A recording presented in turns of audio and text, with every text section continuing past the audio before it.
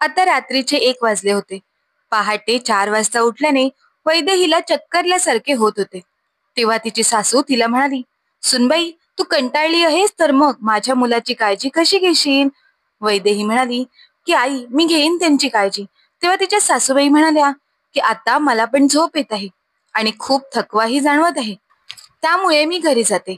तेवढ्यात उमेशराव काही औषधे घेऊन आले आणि म्हणाले, "अगं, आता कुठे घरी जायचं? आपल्या मुलाची तब्येत बिघडली आहे. त्यामुळे आपण हॉस्पिटलमध्येच थांबूया ना." त्यावर वैदेहीच्या सासूबाई म्हणाल्या, "अहो नाही, जर मी थांबले तर माझी तब्येत सुद्धा बिघडेल. तुम्हाला माहित आहे ना, मलाही शुगरचा त्रास आहे. तुम्ही माझ्या बरोबर घरी चला." उमेशराव म्हणाले, "ठीक आहे, मग मी तुला घरी सोडतो आणि परत येतो." तेव्हा वैदेही म्हणाली, "नको बाबा, रात्री उशिरापर्यंत जागे राहिल्याने तुमची तब्येत सुद्धा बिघडेल. आता रवीला बरे वाटत आहे. मी एकटी इथे थांबून त्यांची काळजी घेईन. तुम्ही दोघेही घरी जा." उमेशरावांचीही तब्येत बरी नसल्याने तेही आपली बायको बरोबर घरी परत आले. आज दुपारी रवीची प्रकृती अचानक बिघडल्याने त्याला हॉस्पिटलमध्ये ऍडमिट करावे लागले होते. त्याच्या शरीरातील ऑक्सिजनची पातळी खूपच कमी झाली होती आणि त्याला थोडा तापही आला होता. पण आता त्याची प्रकृती थोडी स्थिर होती. त्यामुळे एकटी वैद्यही त्याच्या सोबत राहिली होती.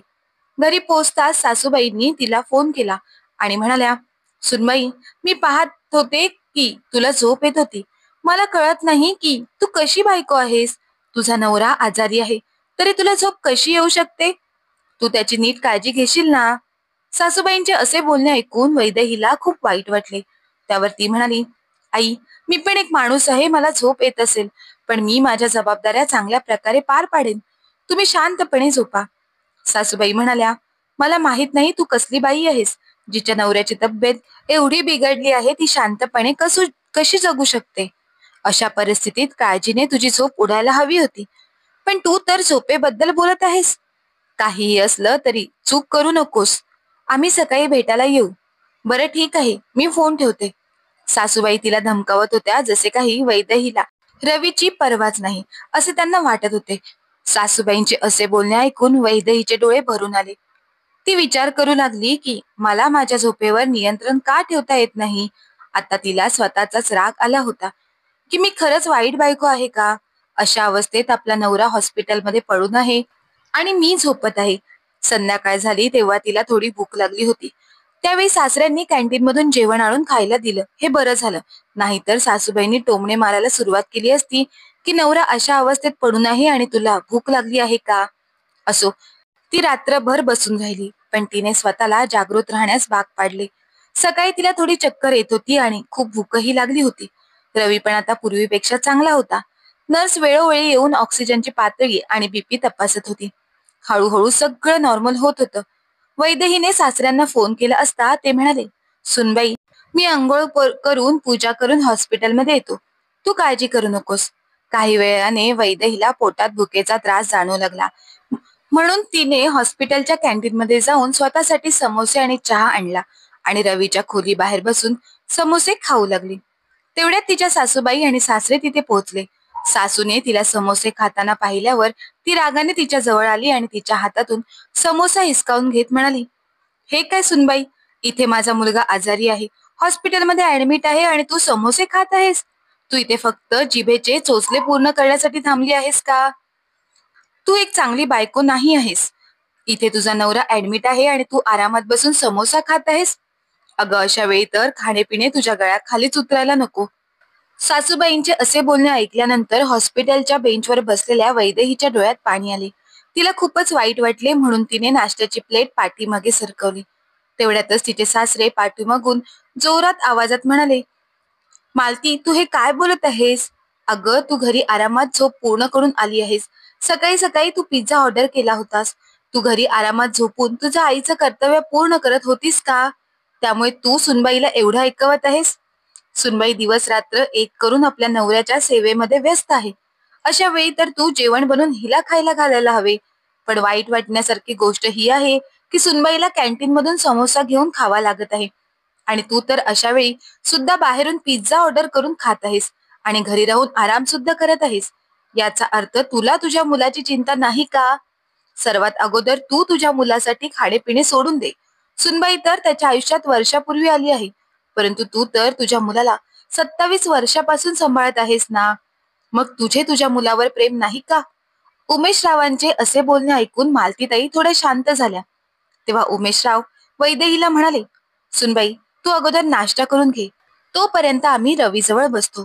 अगं, तू स्वतःच खाण्यापिण्याची आणि स्वतःची काळजी घेतली नाहीस तर तुझी सुद्धा तब्येत बिघडेल.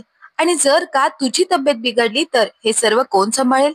तुझी सासू तर तिची झोप आणि खाणे या गोष्टी सोडणार नाही. मग उमेशराव मालतीताईंकडे पाहत म्हणाले, तू सुनबाईला कमीपणा दाखवण्याचा प्रयत्न करत आहेस, परंतु किती वेळा माझी तब्येत खराब झाली आहे तेव्हा तू माझ्यासाठी जेवण सोडलं होतंस काय? तेव्हा तू माझ्यावर प्रेम करत नव्हतीस? आता मात्र मालतीताई ही काहीच बोलल्या नाहीत. त्या आपली मान खाली घालून गपचूप आपल्या मुलाकडे निघून गेल्या. तेव्हा वैदेहीचा कंठ दाटून आला. ती अगदी हळू आवाजात म्हणाली, बाबा, माहित नाही का, परंतु मला भूक सहनच होत नाही. मला उपाशी पोटी चक्कर यायला लागते, म्हणून मी पुढचे शब्द तिच्या गळ्यातच अटकले होते, कारण तिला खूप रडायला येत होते. तेव्हा उमेशराव तिच्या डोक्यावर हात फिरवत म्हणाले, काही हरकत नाही सुनबाई, तू फक्त एक बायको नाहीस तर एक माणूस देखील आहेस. तुझ्या शरीराला सुद्धा अन्न, पाणी आणि आरामाची गरज आहे. याच्यामध्ये लाज वाटण्यासारखी काहीही नाही आहे.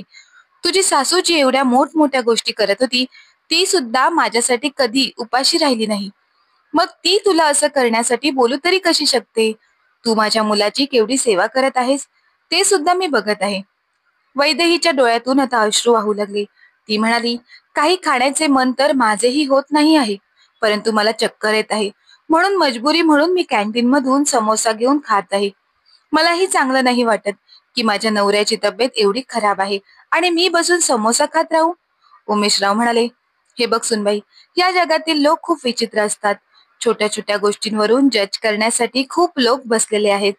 त्यामुळे कमीत कमी तू तरी स्वतःला चुकीचं समजू नकोस. तू खाऊन घे, बाकी सगळं मी बघतो. आणि आज तू घरी जा, हॉस्पिटलमध्ये मी थांबेल. वैदेही म्हणाली, नाही बाबा, तुमची सुद्धा तब्येत. तिला थांबवतच तिचे सासरे उमेशराव म्हणाले, नाही सुनबाई, मी झोप पूर्ण केली आहे आणि आज मीच थांबेल. तू आराम कर, नाहीतर असं व्हायला नको की कमी झोप मिळाल्यामुळे तुझी तब्येत खराब होईल. वैदेही आपल्या डोळ्यातील अश्रू पुसत म्हणाली, बाबा, तुम्ही किती चांगले आहात. उमेशराव हलकं हास्य करत म्हणाले, सगळ्यात पहिले तुझे खायला घेतलं आहेस ते संपव. मी तुझ्यासाठी थोडी फळं आणली आहेत, ती सुद्धा खाऊन घे. एवढं बोलून ते आपल्या मुलाच्या रूम मध्ये निघून गेले. तेव्हा वैदेही आपली अश्रू पुसत शांतपणे आपला नाश्ता करू लागली आणि विचार करू लागली की चला, कमीत कमी तिचे सासरे तरी तिला समजून घेत आहेत. त्या दिवशी रात्री वैदेही घरी गेली आणि आपल्या रूम मध्ये आरामात झोपली. परंतु तिच्या सासूबाई तिला काहीही बोलण्याची हिंमत करत नव्हत्या, कारण की त्यांच्या नवऱ्याने त्यांना योग्य पद्धतीने उत्तर देऊन त्यांचे तोंड बंद केले होते. 2 दिवसानंतर रवीला हॉस्पिटलमधून डिस्चार्ज देण्यात आला आणि आता वैदेही घरीच त्याची काळजी घेत आहे.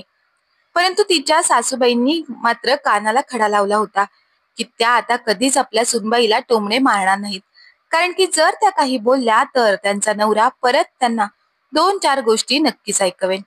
मित्रांनो, सुनबाई सुद्धा एक माणूसच असते.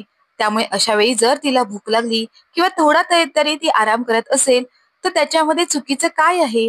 याचा अर्थ असा नाही होत ना की ती आपल्या नवऱ्यावर प्रेम करत नाही. याबद्दल आपलं काय विचार आहेत ते आम्हाला कमेंटमध्ये कमेंट करून नक्की कळवा.